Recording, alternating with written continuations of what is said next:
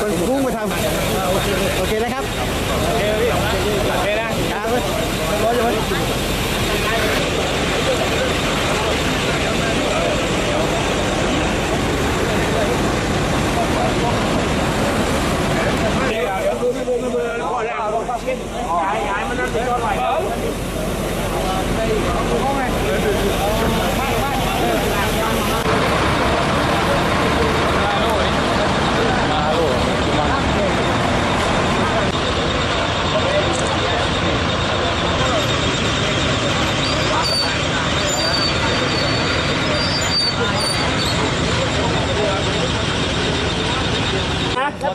เรียบร้อยนะลุงนะ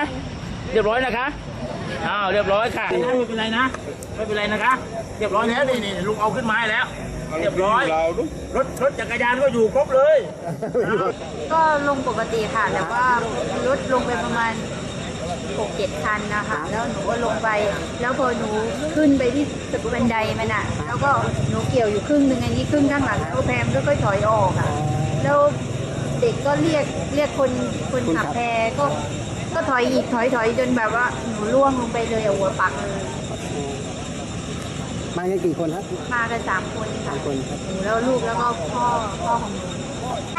แต่รถยังอยู่ไหมลูกรถวัวอยู่ด้วยนี่นะ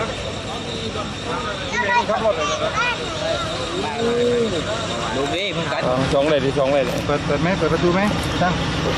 เปิดไหมสิเปิดแล้วเมื่อกี้เปิดแล้วก็เปิดแล้วไม่มี